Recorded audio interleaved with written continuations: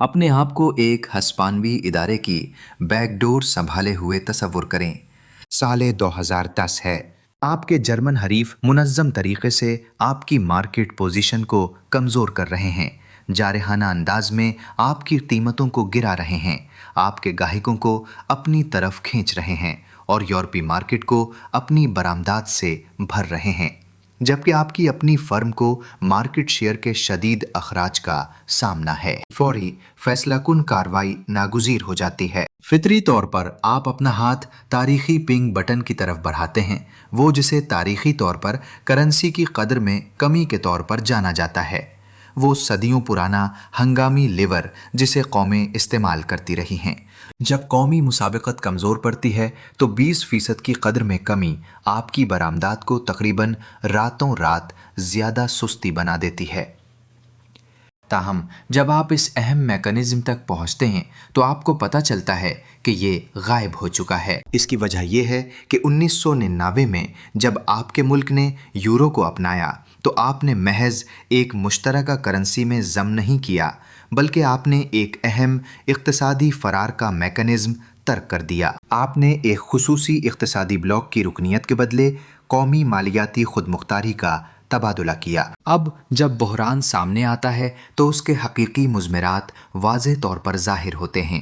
آپ کی وابستگی کی مکمل حد، ایک مالیاتی اتحاد جسے ناقابل تحلیل ہونے کے لیے ڈیزائن کیا گیا تھا، یہاں تک کہ جب علیحدگی اقتصادی بقا کے لیے واحد قابل عمل حکمت عملی بن جائے۔ مجھے توقع ہے کہ آپ میں سے ایک بڑا حصہ یہ دعویٰ کر رہا ہوگا کہ یورو نے در حقیقت یورپی براعظم کو بچایا۔ اس بنیادی مفروضے پر غور کریں۔ یورو محض ایک کرنسی ہونے سے کہیں بڑھ کر ہے، یہ ایک اقتصادی قید کے طور پر کام کرتا ہے۔ جب 11 خود مختار اقوام نے 1 جنوری 2002 کو یورو کو اپنی ٹھوس قانونی کرنسی کے طور پر باضابطہ طور پر اپنایا تو اس نے اقتصادی پالیسی کے 2 سب سے طاقتور آلات کا خاتمہ کر دیا، یعنی آزاد مالیاتی پالیسی اور شرح مبادلہ کی ایڈجسٹمنٹ کا اہم میکانزم۔ اس کے مضمرات پر غور و فکر کریں۔ اس کے کیا نتائج برآمد ہوتے ہیں؟ یورپی مرکزی بینک کی جانب سے ایک ہی شرح سود نافذ کی جاتی ہے جو 19 مختلف قومی معیشتوں پر محیط ہے۔ اسپین اپنی برآمدات کو تقویت دینے کے لیے اپنی قومی کرنسی کی قدر میں کمی کرنے سے قاصر ہو جاتا ہے۔ وہ تاریخی نظیر جو حیرت انگیز مماثلت رکھتی ہے وہ گولڈ اسٹینڈرڈ ہے۔ کلاسیکی گولڈ اسٹینڈرڈ کے ڈھانچے کے اندر اقوام اپنی کرنسیوں کو براہ راست اپنے سونے کے ذخائر سے منسلک کرتی تھیں۔ اگر تجارتی خسارہ پیدا ہو جاتا تو سونا معیشت سے باہر نکل جاتا، جس کے نتیجے میں مالیاتی سکڑاؤ، قیمتوں میں کمی اور اجرتوں میں کٹوتی ہوتی۔ افراط زر مخالف قوتوں نے اقتصادی ایڈجسٹمنٹ کو لازمی قرار دیا، مگر یہ ایک ناقابل قبول انسانی قیمت پر تھا۔ یورو حیرت انگیز طور پر اس موروثی سختی کو دوبارہ پیدا کرتا ہے، حتیٰ کہ نظریاتی فوائد سے بھی محروم ہے۔ گولڈ سٹینڈرڈ کے تحت کم از کم اقوام کے پاس بالآخر مناسب حد تک سکڑاؤ پیدا کرنے اور اپنی مسابقتی حیثیت دوبارہ حاصل کرنے کی صلاحیت موجود تھی۔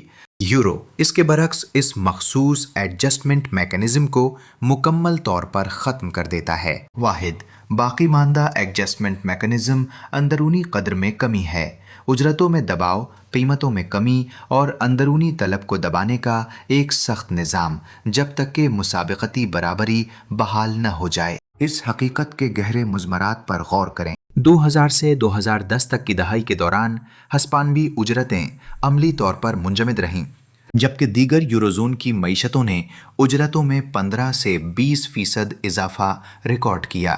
یونانی بے روزگاری 2008 میں 7.8% سے ڈرامائی طور پر بڑھ کر 2015 تک حیران کن 24.9% تک پہنچ گئی۔ سرحدی ممالک میں نوجوانوں کی بے روزگاری تباہ کن 50% کی حد سے تجاوز کر گئی۔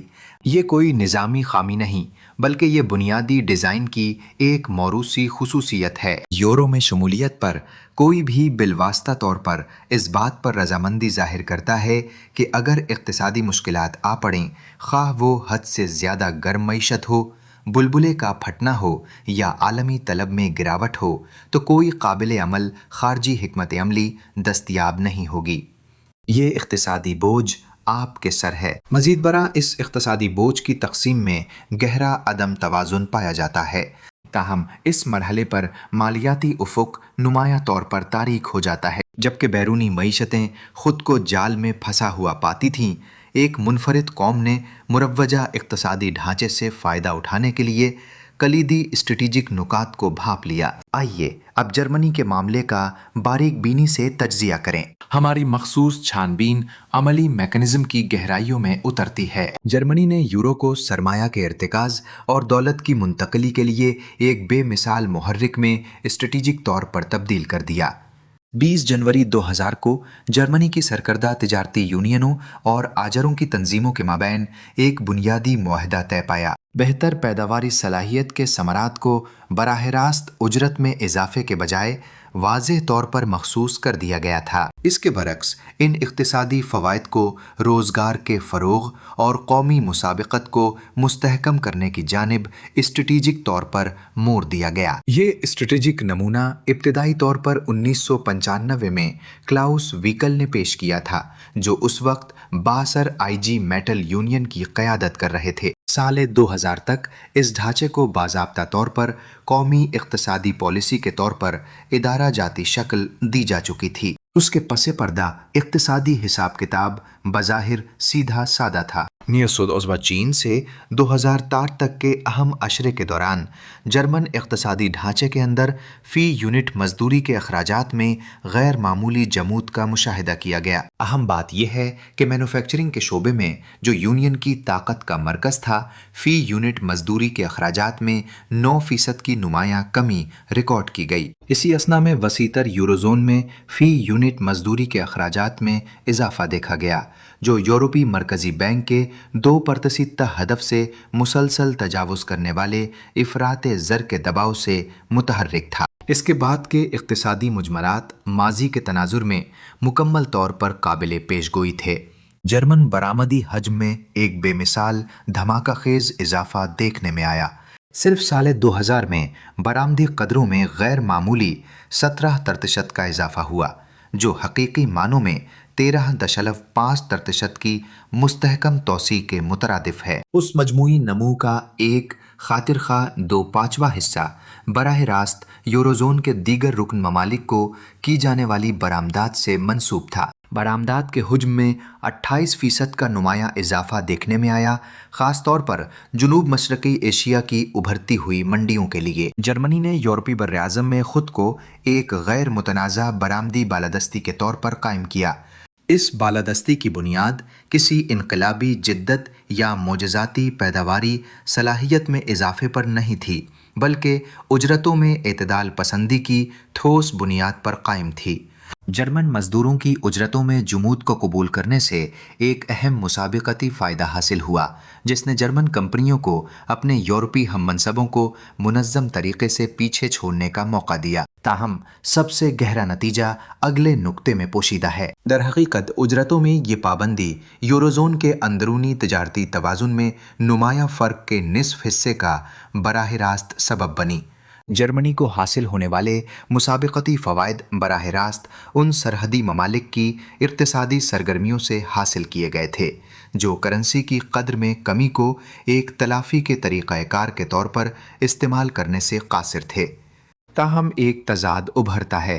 जर्मन बरामदात में धमाका खेज़ इजाफे के पेश नज़र कोई भी माकूल तौर पर यह तवक्को कर सकता है कि जर्मनी की अंदरूनी मईशत भी क्या इसका नतीजा एक फूलती फूलती अंदरूनी मईशत की सूरत में निकला। आदाद शुमार वाज़ेह तौर पर इसके बरक्स इशारा करते हैं। जर्मनी की अंदरूनी खपत, जो 2000 से 2005 के सालों पर मुहित थी, में सालाना 0.1% की कमी देखी गई। इसके बरक्स यूरोज़ोन की दीगर मईशतों के मजमूई आदाद शुमार ने 3.2% की मजबूत तोसी ज़ाहिर की। जर्मन मजदूरों की क़ुव्वत ख़रीद अंदरूनी तलब को मजबूत बनाने के लिए नाकाफ़ी रही। जर्मन इक़्तिसादी मॉडल मुकम्मल तौर पर बैरूनी मंडियों पर मरकूज़ हो गया। बैनुल-अक़वामी ख़रीदारों को सामान बरामद किया जाता रहा, جبکہ اس کی اپنی آبادی مالی عدم استحکام سے دوچار تھی۔ ایسی ترتیب نے ناگزیر طور پر اقتصادی کمزوری کے ایک خودکار چکر کو جنم دیا۔ جرمنی نے غیر معمولی طور پر بڑے کرنٹ اکاؤنٹ سرپلس جمع کرنا شروع کر دیے۔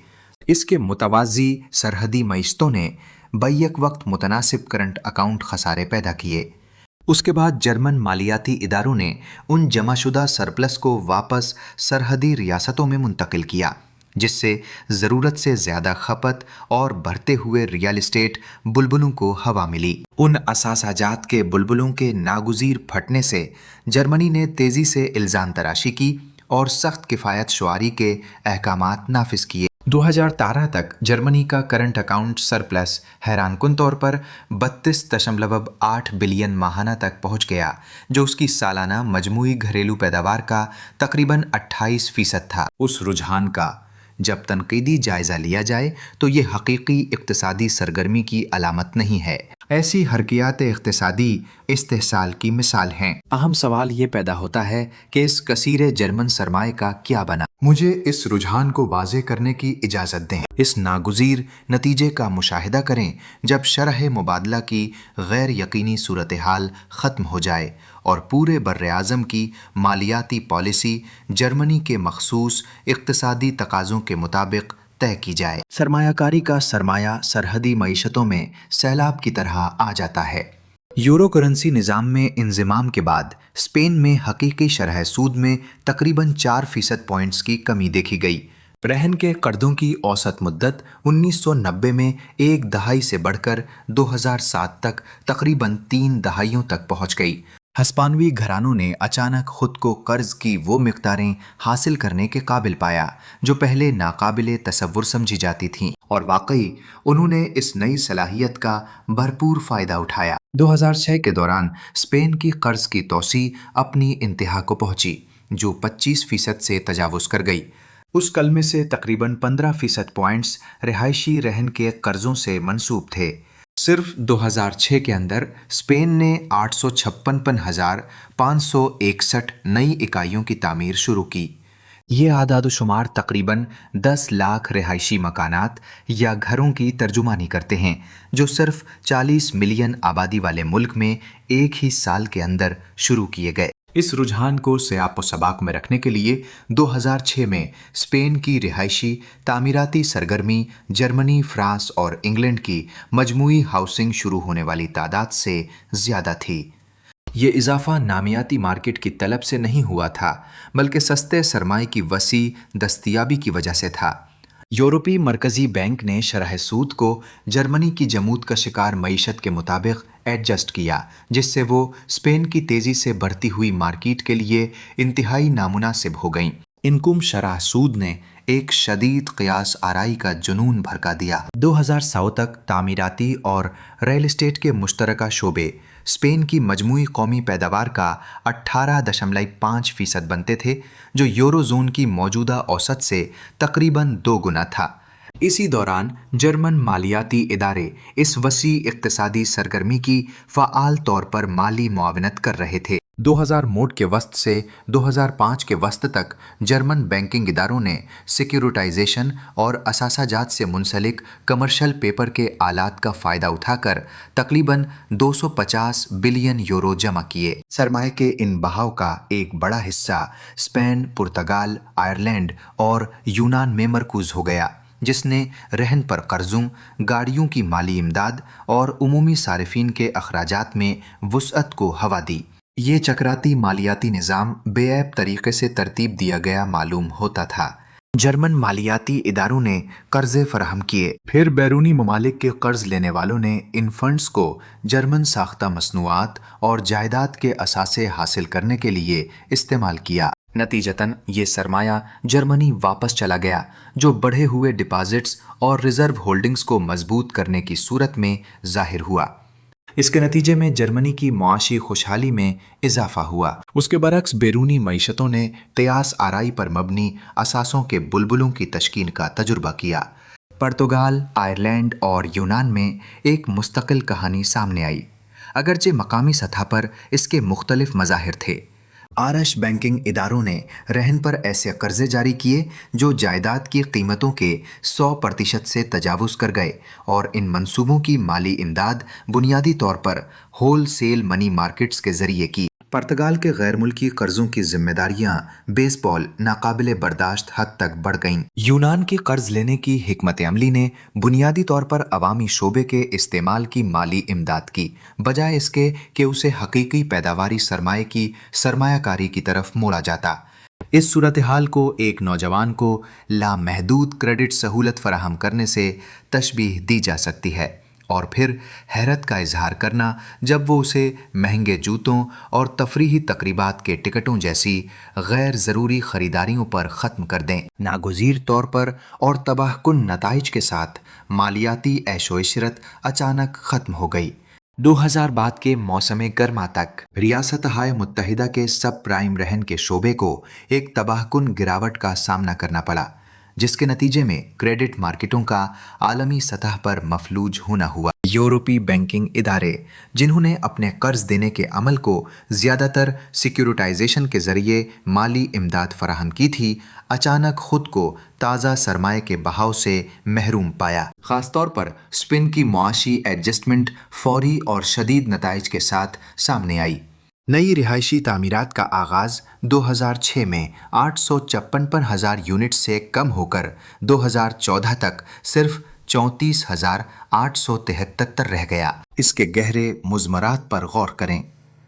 तकरीबन 10 लाख नई हाउसिंग डेवलपमेंट्स एक ही साल में शुरू हुईं, सिर्फ 8 साल बाद कम होकर 34,000 रह गईं। सिर्फ तामीराती सनत में 2007 के मौसम गर्मा से 2008 तक के अरसे में बेरोजगारी में तशवीशनाक 170% इजाफा हुआ। 2012 तक पूरे स्पेन में कौमी बेरोजगारी की शरह हैरानकुन हद तक बढ़कर 27% हो चुकी थी। 2014 तक नौजवानों में बेरोजगारी की शरह 53% से तजावुज़ कर गई थी। स्पेन में रिहायशी जायदादों की कीमतें 2008 में 8% गिर गईं। इसके बाद 2013 तक ये गिरावट बहरान से पहले की अपनी बुलंद तरीन सतह से 37% तक गहरी हो चुकी थी। जिन घरानों ने मार्केट की ऊंची तरीन सतह पर जायदादें खरीदी थीं, उन्होंने खुद को मनफी इक्विटी में पाया। इन रहन के असासों के बोझ तले दबे मालियाती इदारे फौरी दिवालियापन का सामना कर रहे थे। मलिक का पूरा मालियाती ढांचा तबाही के दहाने पर खड़ा था। ताहम अहम बात यह थी कि स्पेन के पास अपनी करेंसी की कदर कम करने की खुद मुख्तार सलाहियत नहीं थी, न ही वो यकतरफा तौर पर अपनी बुनियादी शरह सूद में कमी ला सकता था। अपने परेशान हाल बैंकिंग सेक्टर को दोबारा सरमायाकारी के लिए करेंसी छापने का इख्तियार भी इसी तरह दस्तयाब नहीं था। नतीजतन वाहिद काबिल अमल रास्ता या अंदरूनी कद्र में कमी की हिकमत अमली थी। इसमें उजरतों में जारहाना कमी, अवामी अखराजात में शदीद कटौतियाँ और बेरोज़गारी को उस वक्त तक बढ़ने देना शामिल था जब तक कि कीमतों की सतह मुआशी मुसाबिकत को दोबारा कायम करने के लिए काफ़ी हद तक कम न हो जाए। मिक़दार के लिहाज से स्पेन की लेबर मार्केट ने 2007 और 2013 के दरमियान हैरानकुन तौर पर 3.8 मिलियन मुलाजमतें ख़त्म कर दीं। इस आदाद शुमार की गहरी अहमियत पर गौर करें। ये 3.8 मिलियन अफराद थे, जिनमें नर्सें और इंजीनियर्स जैसे हुनरमंद पेशावर अफराद भी शामिल थे। मुलाजमत पेशा अफराद के अहम शोबों तामीरात से लेकर सर्विस इंडस्ट्रीज तक ने अपनी आमदनी के ज़राए अचानक मुनक़ता पाए। नौजवानों की बेरोज़गारी महज एक चक्करी इजाफे से बढ़कर एक गहरे जड़े हुए साख्ती मसले में तब्दील हो गई थी। 2016 तक स्पेन के तकरीबन 46% बेरोज़गार नौजवान एक साल से ज़्यादा अरसे तक बेरोज़गारी का सामना कर चुके थे। एक बड़ी हिजरत शुरू हो गई। बैरून मुल्क हिजरत तेज़ी से बढ़ गई। स्पेन के सबसे होनहार यूनिवर्सिटी ग्रेजुएट्स और इंतहाई हुनरमंद पेशावर अफराद जर्मनी और बरतानिया जैसे माशी मराकज़ की तरफ मुंतकिल हो गए, काबिल अमल रोज़गार के मौक़े की तलाश में। ज़हीन अफराद की यह हिजरत हस्पानवी खाना जंगी के बाद से बेमिसाल वुसअत इख्तियार कर गई थी। मेरी गुफ्तगू में एक हिस्पानवी सॉफ्टवेयर इंजीनियर मैगुएल भी शामिल था, जिसने 2010 के बाद ग्रेजुएशन के बाद 2 साला बेरोज़गारी का दौर बयान किया, जिसके दौरान 300 سے زائد ملازمت کی درخواستوں کا کوئی مثبت جواب نہیں ملا۔ بالآخر وہ برلن منتقل ہو گیا اور 3 ہفتوں کے اندر ملازمت حاصل کر لی۔ اس کا گہرا مشاہدہ یہ تھا کہ اسپین نے کوئی امکانات فراہم نہیں کیے، جرمنی نے کیے۔ تاہم اگر اسپین کی معاشی بدحالی شدید لگتی ہے تو یونان میں ابھرتا ہوا بحران اس سے بھی زیادہ سنگین تصویر پیش کرتا ہے۔ جنوری 2010 میں یونان کی حال ہی میں منتخب ہونے والی سوشلسٹ انتظامیہ نے ایک چونکا دینے والا انکشاف کیا۔ ملک کا مالیاتی خسارہ، جس کی ابتدائی طور پر 6% رپورٹ کی گئی تھی، حقیقت میں جی ڈی پی کے 12% سے تجاوز کر رہا تھا، جسے بعد میں 15.4% تک بڑھا دیا گیا۔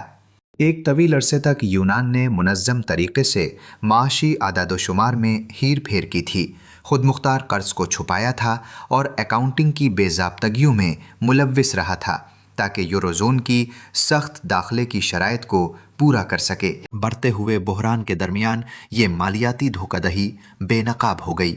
مالیاتی منڈیوں نے شدید گھبراہٹ کے ساتھ رد عمل ظاہر کیا اور دیگر رکن ممالک کے رپورٹ کردہ اعداد و شمار کی صداقت پر سوال اٹھائے۔ سرمایہ کاروں کی جانب سے اچانک دوبارہ جائزہ لینے سے یہ ظاہر ہوا کہ یوروزون کے سرحدی ممالک میں خود مختار قرض کی عدم ادائیگی ایک ٹھوس خطرہ تھا۔ یونان، پرتگال، آئرلینڈ اور اسپین کی جانب سے جاری کردہ خود مختار بانڈز پر حاصل ہونے والی آمدنی میں ڈرامائی اضافہ ہوا۔ اپریل 2010 تک یونان خود کو بین الاقوامی سرمایہ کی منڈیوں سے مکمل طور پر خارج شدہ پایا۔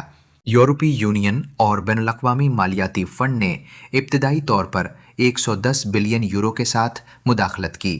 جرمنی نے سب سے بڑا حصہ ڈالا جو 22 بلین یورو بنتا تھا۔ اس کے بدلے میں یونان نے اخراجات میں کمی اور آمدنی میں اضافے کے ذریعے 30 بلین یورو کے مالیاتی استحکام کے اقدامات کو نافذ کرنے کا عہد کیا۔ نافذ کردہ کفایت شعاری کا نظام سخت اور معاشی چکر کے مطابق تھا۔ اس پالیسی نے مجموعی طلب کو محدود کر کے معاشی گراوٹ کو مزید بڑھا دیا، بالکل اس وقت جب اقتصاد بازاری شدت اختیار کر رہی تھی، جس سے سکڑاؤ مزید گہرا ہو گیا۔ یونان کی مجموعی قومی پیداوار جی ڈی پی 2009 سے 2014 تک 1/4 گر گئی۔ اس کی سنگینی کو اجاگر کرنے کے لیے یونانی معیشت میں پورے 25% کا سکڑاؤ آیا۔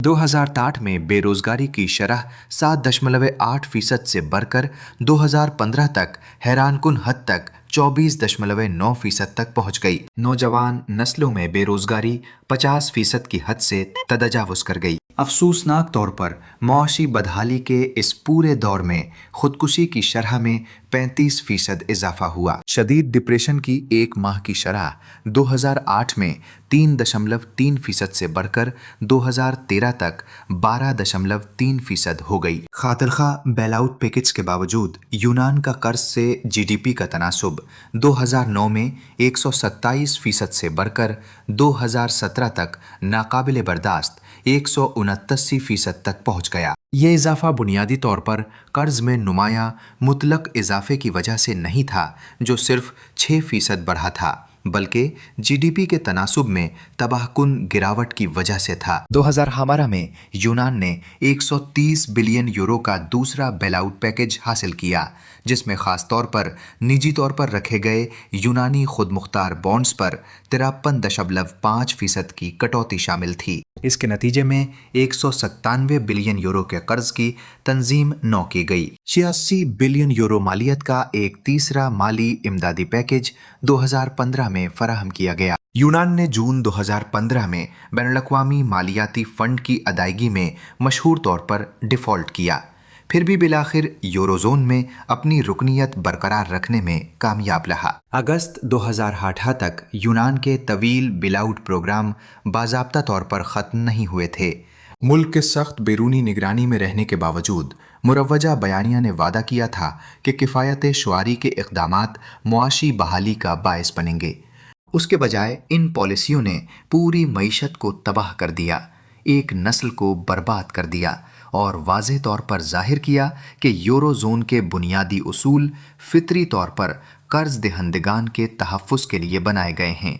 اکثر قرض لینے والے ممالک کو شدید نقصان پہنچا کر۔ جب یونان اپنی معاشی تباہی سے گزر رہا تھا، سرمایہ بیک وقت یورو زون کے بیرونی علاقوں سے بے مثال رفتار سے نکل رہا تھا۔ مجھے ایک اہم لیکن بڑے پیمانے پر غلط سمجھے جانے والے طریقہ کار کی وضاحت کرنے کی اجازت دیں۔ Target two balance.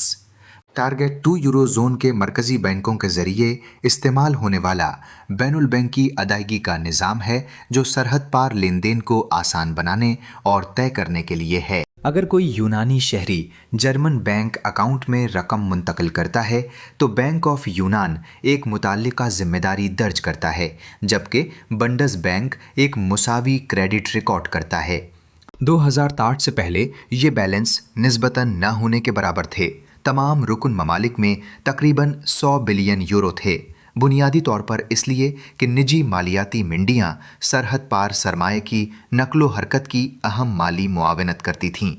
بحران کے بعد نجی سرمایہ کاری نے تیزی سے بیرونی معیشتوں کو چھوڑ دیا، جرمنی کی سمجھی جانے والی استحکام میں پناہ حاصل کرنے کے لیے۔ یونانی بینک ڈپازٹس میں صرف 2011 کے دوران تیزی سے 17% کمی واقع ہوئی۔ 2004 سے اب تک اندازاً 65 ارب یورو کا سرمایہ یونان سے باہر منتقل ہو چکا ہے۔ اس میں سے 16 ارب یورو غیر ملکی کھاتوں میں منتقل ہوئے، جس کا 1/3 برطانیہ اور 10% سوئٹزرلینڈ کی طرف گیا۔ اسی دوران ہسپانوی بینک ڈپازٹس میں تقریباً 3% کی کمی واقع ہوئی، جبکہ اطالوی ڈپازٹس میں 2% سے کچھ کم کی کمی دیکھی گئی۔ اس کے برعکس اسی عرصے میں جرمن ڈپازٹس میں 3% اور فرانسیسی ڈپازٹس میں 10% کا اضافہ ہوا۔ سرمایہ کی یہ نمایاں نقل مکانی براہ راست ٹارگٹ 2 کے واضح عدم توازن کی صورت میں ظاہر ہوتی ہے۔ 2012 کے وسط تک جرمن بنڈس بینک کی ٹارگٹ 2 کریڈٹ پوزیشن تقریباً 900 ارب یورو تک پہنچ چکی تھی۔ یہ رقم مئی 2023 تک بڑھ کر 1.82 ارب یورو ہو گئی، جو جرمنی کی مجموعی قومی پیداوار GDP کا تقریباً 28% بنتی ہے۔ اٹلی اور اسپین نے مشترکہ طور پر ٹارگٹ 2 کی 1.05 ارب یورو کی ذمہ داریاں جمع کر لیں، جو ان کی مشترکہ GDP کا تقریباً 32% ہے۔ اس مالیاتی ڈھانچے کے گہرے مضمرات پر غور کیجیے۔ اگر اٹلی یا اسپین یورو زون سے علیحدگی کا سوچتے ہیں تو انہیں ان تمام ذمہ داریوں کو مکمل طور پر ادا کرنا پڑے گا۔ یہ وہ شرط ہے جس پر ماریو ڈریگی نے 2017 میں یورپی پارلیمنٹ کو لکھے گئے خط میں زور دیا تھا۔ 400 ارب یورو سے زیادہ کی ادائیگی کے لیے یا تو بے مثال مالیاتی منتقلیوں کی ضرورت ہوگی یا پھر خود مختار قرضوں کی تباہ کن تنظیم نو ریسٹرکچرنگ کرنی پڑے گی۔ یہ مالیاتی بندش بند سرحدی ممالک کی پھنس جانے کی صورتحال کو واضح کرتی ہے۔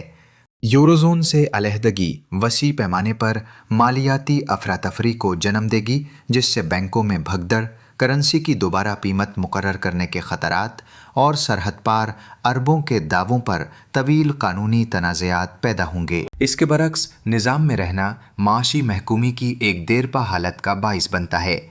ٹارگٹ محض ایک ادائیگی کے طریقہ کار کے طور پر کام نہیں کرتا، بلکہ یہ ایک مالیاتی یرغمالی صورتحال کی نمائندگی کرتا ہے، جہاں سرحدی ممالک کا مرکزی ممالک پر بہت زیادہ قرض کسی بھی علیحدگی کو معاشی خودکشی کا عمل بنا دیتا ہے۔ نتیجتاً یہ ممالک مسلسل معاشی جمود کے باوجود یورو زون میں برقرار ہیں۔ لہٰذا اگر کرنسی کی قدر میں کمی ناممکن ہو جائے اور علیحدگی معاشی خودکشی ثابت ہو تو کون سے قابل عمل اختیارات باقی رہ جاتے ہیں؟ تجویز کردہ معاشی علاج: اندرونی قدر میں کمی، انٹرنل ڈیویلیویشن۔ یہ حکمت عملی جارحانہ اجرتوں میں کمی، قیمتوں میں نمایاں کٹوتی اور بے روزگاری کو بڑھنے کی اجازت دینے کا تقاضا کرتی ہے، جب تک کہ معاشی مسابقت دوبارہ قائم نہ ہو جائے۔ اسپین میں اس پالیسی کے تاریخی نفاذ کے دوران سرکاری شعبے کی تنخواہوں میں 5% کمی کی گئی۔ ہسپانوی کارکنوں کے لیے رائج 14 ماہ کا بونس معطل کر دیا گیا اور 2013 میں حکومتی اخراجات میں 8.9% کمی واقع ہوئی۔ پرتگال کو یورپی یونین IMF پروگرام کے سخت مینڈیٹ کے تحت اجرتوں اور پینشن میں شدید کٹوتیوں کو نافذ کرنے پر مجبور کیا گیا۔ اٹلی نے لیبر مارکیٹ میں ایسی اصلاحات کا آغاز کیا جو خاص طور پر یونٹ لیبر لاگت کو کم کرنے کے لیے ڈیزائن کی گئی تھیں۔ بنیادی اقتصادی نظریہ ایک سیدھی سادی کڑی پیش کرتا تھا۔ کم اجرتیں کم قیمتوں کا باعث بنتی ہیں جو بدلے میں سستی برآمدات کو ممکن بناتی ہیں، اس طرح مسابقت کو مضبوط کرتی ہیں اور بالآخر اقتصادی بحالی کو تیز کرتی ہیں۔ تاہم یہ نظریاتی ڈھانچہ غیر مؤثر ثابت ہوا۔ اجرتوں کی سطح میں کمی ہمیشہ صارفین کے اخراجات میں کمی کا باعث بنتی ہے۔ مجموعی کھپت میں تیزی سے گراوٹ آتی ہے جس سے کاروباری اداروں کو آمدنی میں کمی کا سامنا کرنا پڑتا ہے، سرمایہ کاری میں کمی آتی ہے اور بے روزگاری ہمیشہ بڑھ جاتی ہے۔ یہ متحرک عمل مزید اجرتوں میں کمی، اضافی اخراجات میں کٹوتی اور بڑھتے ہوئے افراط زر کے دباؤ کے ایک خود کو تقویت دینے والے چکر کا آغاز کرتا ہے۔ یہ معاشی زوال کا ایک خودکار اور مسلسل بڑھتا ہوا چکر بن جاتا ہے۔ اسپین پر کی گئی تجرباتی تحقیق نے واضح کیا کہ اندرونی قدر میں کمی کا سامنا ایک ایسی اقتصادی ساخت سے ہوا جس کی خصوصیت اجرتوں پر مبنی طلب تھی۔ کم اجرتوں نے براہ راست گھرانوں کی قوت خرید کو کمزور کیا، جس کے نتیجے میں مجموعی کھپت میں کمی آئی اور اس طرح کساد بازاری کے ماحول کو مزید گہرا کر دیا۔ اگرچہ برآمدی کارکردگی میں معمولی بہتری ریکارڈ کی گئی، لیکن ملکی اقتصادی سرگرمیوں پر پڑنے والی طلب کی شدید تباہی برآمدات سے حاصل ہونے والے کسی بھی فائدے پر بہت زیادہ بھاری پڑی۔ اسپین میں نوجوانوں کی بے روزگاری کی شرح 2012 میں 40% سے اوپر برقرار رہی، جبکہ مجموعی شرح 2018 تک 25% سے تجاوز کر گئی۔ اگرچہ بے روزگاری بالآخر کم ہو گئی، لیکن بعد کی اقتصادی بحالی کے لیے کئی سالوں کی غیر تسلی بخش ترقی اور طویل سرمایہ کاری کے جمود کی ضرورت پڑی۔ اٹلی اپنی تاریخی رفتار میں ایک اور بھی زیادہ واضح اور سبق آموز مثال پیش کرتا ہے۔ موازنہ کے قابل لیبر مارکیٹ اصلاحات کے باوجود اٹلی کا عالمی درآمدات میں حصہ 1999 میں 4.5% سے کم ہو کر 2016 تک محض 2.9% رہ گیا۔ اجرتوں کو محدود رکھنے کی پالیسی بالآخر اطالوی برآمدی مسابقت کو روکنے والی گہری جڑوں والی ساختی رکاوٹوں کو دور کرنے کے لیے ناکافی ثابت ہوئی۔ نظام کی موروثی کمزوری، جہاں ایک اکیلی قوم مستحکم تجارتی شراکت داروں کے مقابلے میں خود کو دوبارہ متوازن کرنے کے لیے اندرونی قدر میں کمی کا فائدہ اٹھا سکتی ہے، وہیں پورے یوروزون میں اس حکمت عملی کا ہم آہنگ تعاقب ناگزیر طور پر پورے براعظم میں افراط زر میں کمی اور طلب کے تباہ کن کٹاؤ کا باعث بنتا ہے، بجائے اس کے کہ حقیقی مسابقتی اثر نو ترتیب حاصل ہو۔ یہ طریقہ کار خود تخریبی کے مترادف ہے، ایک ایسی تصویراتی غلطی جو کسی کی اپنی کامیابی کی صلاحیت کو مفلوج کر دیتی ہے۔ در حقیقت اگرچہ بوجھ میں ایک سطحی کمی حاصل کی جا سکتی ہے، لیکن اس کی قیمت اہم وسائل کا کمزور کر دینے والا خون بہاؤ ہے۔ 2018 تک جرمنی کا جاری کھاتوں کا فاضل حیران کن حد تک 32.8 بلین یورو ماہانہ تک بڑھ گیا تھا، جو سالانہ بنیادوں پر اس کی جی ڈی پی کا تقریباً 28% بنتا ہے۔ یہ اعداد و شمار محض متاثر کن برآمدی کارکردگی سے کہیں بڑھ کر ہیں، بلکہ یہ گہرے ساختی عدم توازن کے واضح اشارے ہیں۔ بنیادی حقیقت یہ ہے، جرمنی کے مسلسل فاضل اس کے اطرافی شراکت داروں کے متعلقہ خساروں سے لازم و ملزوم طور پر جڑے ہوئے ہیں اور در حقیقت انہیں ضروری بناتے ہیں۔ کوئی بھی قوم برآمدی فاضل کو اس وقت تک برقرار نہیں رکھ سکتی جب تک کہ کوئی دوسری قوم بیک وقت दरामदी फाजिल का शिकार न हो। इस तरह जर्मनी की इक्तसादी बरतरी बराह रास्त इसके अतराफी हम मनसबों के इक्तसादी कटाव से ताल्लुक़ रखती है। करेंसी की कदर में कमी के खुद मुख्तार मालियाती आले की कमी के बायस अतराफी मईशतें मालियाती किफ़ायत शुआरी और बढ़ती हुई बेरोज़गारी के सख्त तरीक़ाकार के ज़रिए दरामदात को कम करने पर मजबूर हैं। ये खुद को तक़वियत देने वाला चक्कर शुरू करता है। गहरी कसाद बाजारी कर्ज़ों में कमी को रोकती है, जिससे मज़ीद किफ़ायत शुआरी ज़रूरी हो जाती है, जो बदले में इक़्तिसादी गिरावट को मज़ीद बढ़ा देती है। जर्मनी का खातिर-ख़्वाह फाजिल फितरी तौर पर आला पैदावारी सलाहियत या इनकलाबी जिद्दत की अलामत नहीं है, बल्कि ये जनूबी यूरोप के गहरे इक़्तिसादी बहरान का उल्टा अक्स है। इसके बावजूद जर्मन पॉलिसी साज अक्सर अतराफी अक़वाम को मालियाती दुरुस्तगी और साख्ती इस्लाहात के बारे में सरजनिश करते हैं, जबकि खुद अपने गहरे इक़्तिसादी अदम तवाज़ुन का सामना करने में वाज़ेह तौर पर नाकाम रहते हैं। 2000 हाबरा के मालियाती मुआहिदे ने बाज़ाब्ता तौर पर किफ़ायत शुआरी को यूरोज़ोन के कानून का एक बुनियादी उसूल करार दिया, लेकिन वाज़ेह तौर पर ऐसे किसी निफास के तरीक़ाकार को नज़रअंदाज किया जो फाजिल रखने वाली अक़वाम को अंदरूनी तलब को तहरीक देने या उजरत की सतह को बुलंद करने पर मजबूर करता। ये एक हैरान कुन सितम ज़रीफ़ी है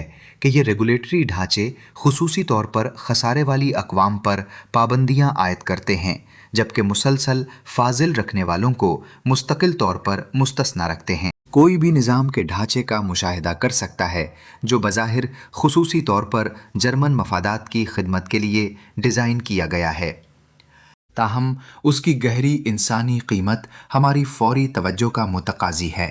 मुझे उसके खुदोखाल वाज़े करने की इजाज़त दें। 2014 तक स्पेन में नौजवानों की बेरोज़गारी की शरह हैरान कुन 50% की हद से तजावुज़ कर गई। यूनान भी इसी तरह 50% के मेयार से तजावुज़ करने वाले आदादो शुमार से दो चार रहा। ये आदादो शुमार महज शुमारियाती तजरीद से कहीं बढ़कर हैं।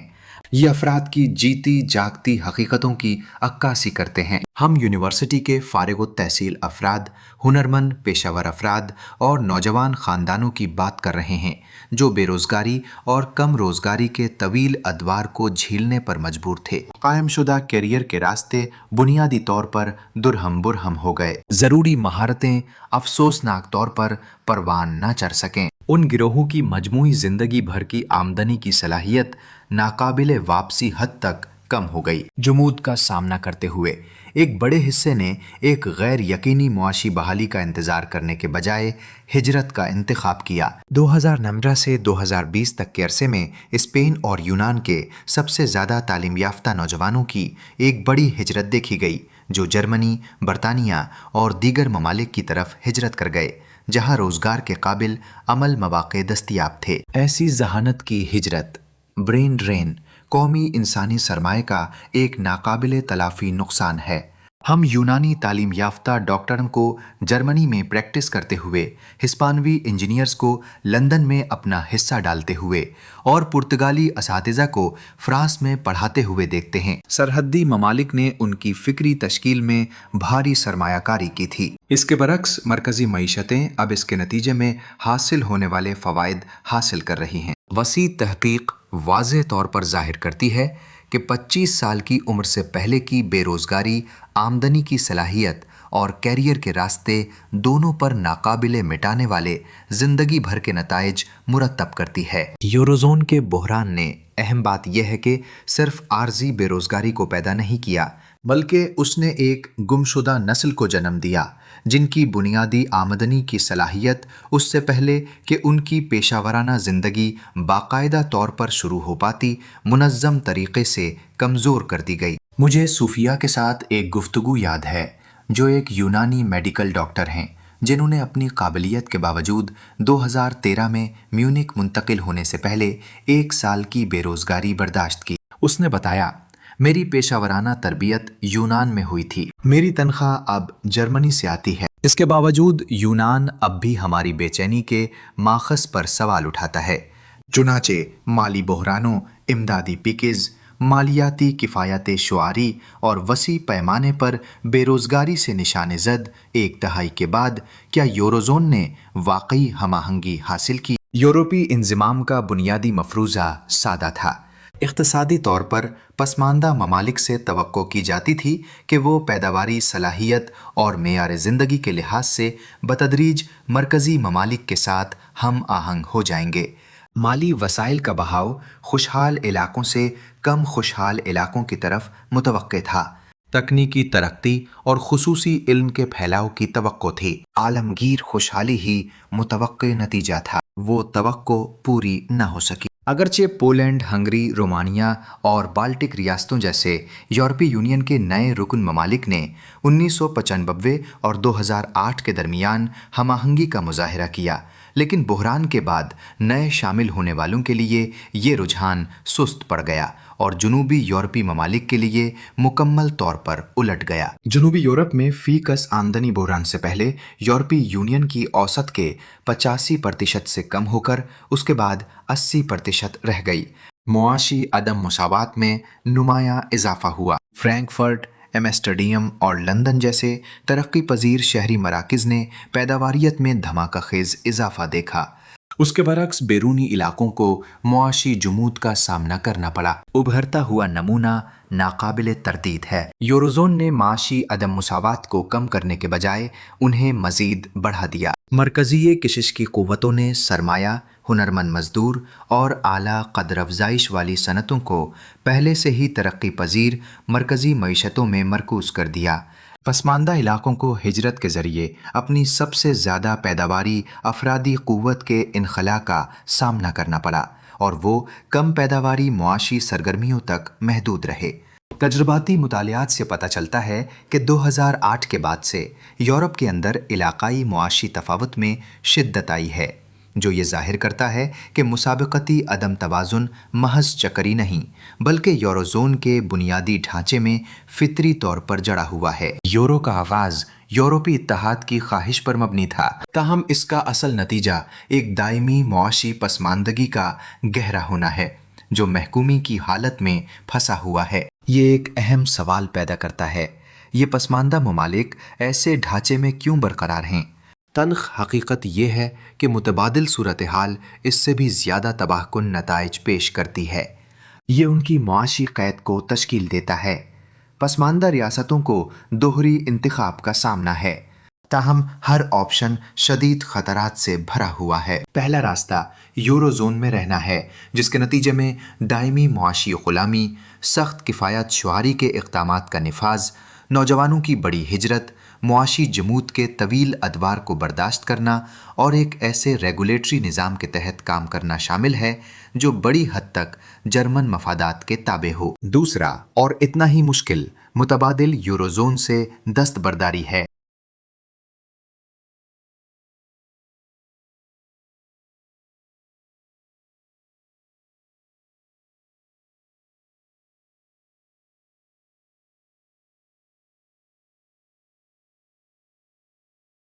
ایسا اقدام مالی عدم استحکام کو اس پیمانے پر جنم دینے کا خطرہ رکھتا ہے جو وائمر جرمنی کے ہائپر انفلیشن کے بحران یا 2001 میں ارجنٹائن کے خود مختار قرض کی عدم ادائیگی کے مماثل ہو۔ دونوں راستوں کی تباہ کن نوعیت کے پیش نظر کوئی بھی قابل عمل حل پیش نہیں کرتا۔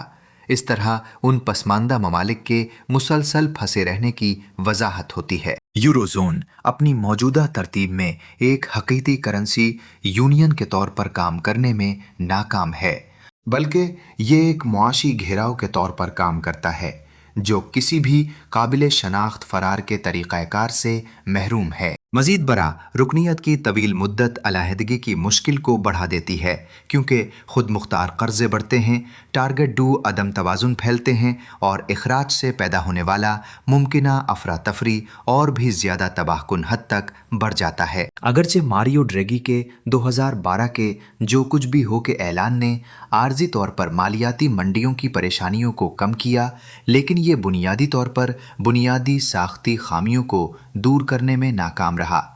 यूरोपीय मरकजी बैंक अपने बॉन्ड खरीदने के प्रोग्रामों के जरिए खुद मुख्तार कर्ज की अदम अदायगी के बहरानों को टालने की सलाहियत रखता है। ताहम ये पसमानदा मईशतों में मुआशी मुसाबिकत को बहाल करने या पायदार तरक्की को फ़रोग़ देने से कासिर है। इस तरह बुनियादी मखमसा हल के बगैर बरकरार है। क्या यूरोजोन के लिए मरकजी से पसमानदा ममालिक को खातिर खाह मालियाती मुंतकली की अदम मौजूदगी में या जामे कर्ज़ों की तंजीम नौ के बगैर एक मुस्तनद मालियाती यूनियन के तौर पर काम करना वाकई काबिल अमल है? मुतबादल के तौर पर क्या ये वाज़ेह तौर पर बयान करदा और काबिल अमल इखराज के तरीक़ाकार के बगैर काम कर सकता है?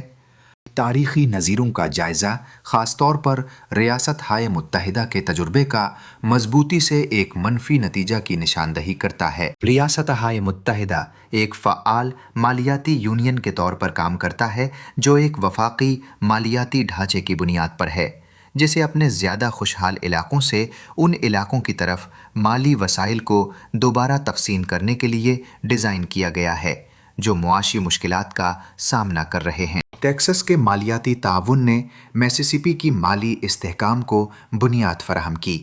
इसी तरह कैलिफोर्निया की इक्तिसादी पैदावार मगरबी वर्जीनिया को सब्सिडी फराहम करती है। इसके बरक्स यूरोजोन में मालियाती मुंतकली का कोई ऐसा काबिल मवाजना तरीक़ाकार मौजूद नहीं और सियासी मंजरनामा इसके क़याम को एक नाकाबिल तस्खीर चैलेंज बना देता है। जर्मन राय दहिंदगान यूनान जैसे ममालिक को देरपा मालियाती मुंतकली की मंजूरी देने पर आमादा नहीं हैं।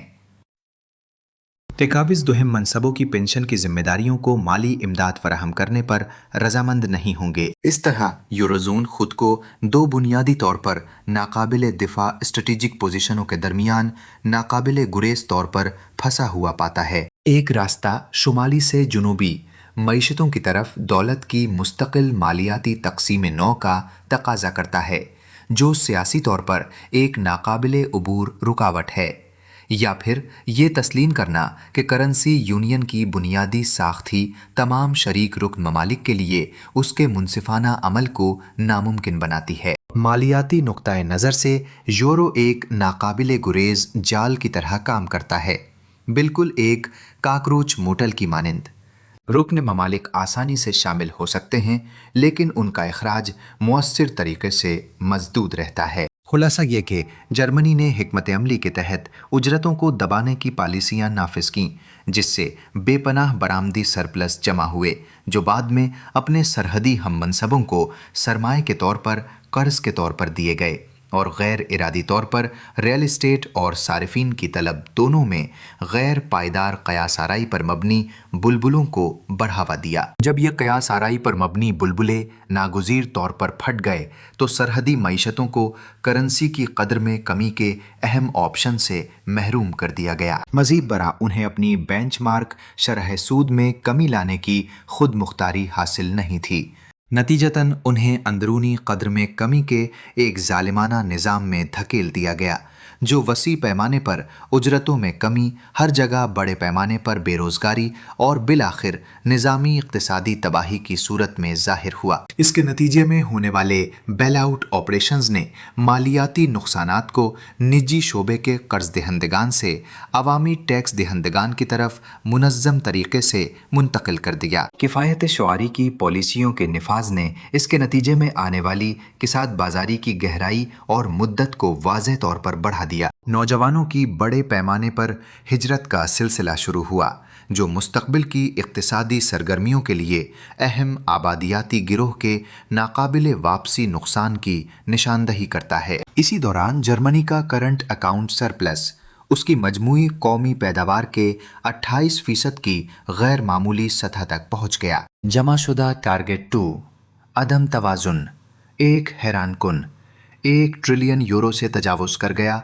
यूरोजोन की जुज़वे मईशतों ने वाज़ेह तफावत का मुज़ाहिरा किया, जो हमाहंगी के बुनियादी उसूल के बराह रास्त मुतसादिम था। जनूबी यूरोपी सरहदी इलाक़ों के लिए यूरोपी इंज़िमाम, मुश्तरका खुशहाली और इक़्तिसादी हमाहंगी के बुनियादी वादे बिलाखिर फ़रेब साबित हुए। वाहिद करेंसी अपने बयान करदा मकसद के बरक्स बरअज़मी इत्तेहाद को फ़रोग़ देने में नाकाम रही। اس کے بجائے اس نے ایک ناقابل تغیر درجہ بندی کو جنم دیا جس میں جرمنی کو غالب طاقت کے طور پر پیش کیا گیا اور پسماندہ معیشتوں کو ساختی ماتحتی کی حالت میں جکڑ دیا۔ سب سے اہم اور تباہ کن انکشاف، اس مشکل صورتحال سے نکلنے کے کسی بھی قابل عمل طریقہ کار کی بظاہر عدم موجودگی ہے۔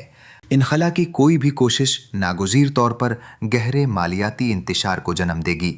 اس کے برعکس مسلسل رکنیت دہائیوں پر محیط طویل اقتصادی جمود کو قبول کرنے کا تقاضا کرتی ہے۔ یورو بنیادی طور پر صرف تبادلے کا ایک ذریعہ نہیں ہے، اس کے بجائے یہ ایک اقتصادی قید کے طریقہ کار کے طور پر کام کرتا ہے۔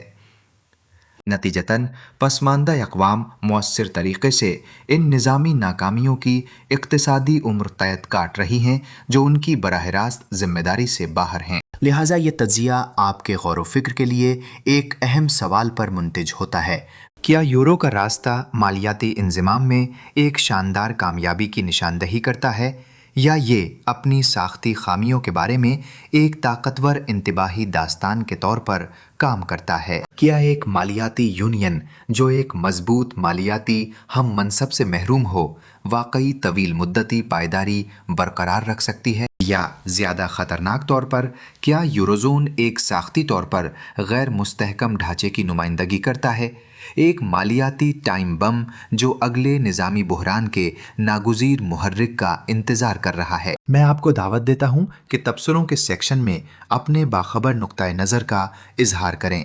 مزید برآں اگر آپ یہ سمجھتے ہیں کہ آپ کا ملک یورو سے ایک حکمت عملی کے تحت کامیاب انخلا کر سکتا ہے تو میں آپ سے درخواست کرتا ہوں کہ اس میں شامل درست اقتصادی اور سیاسی طریقہ کار کو واضح کریں۔ میں خاص طور پر آپ کی تجویز کردہ اقتصادی بقا کی حکمت عملی کی تفصیلات کا جائزہ لینے کا خواہش مند ہوں۔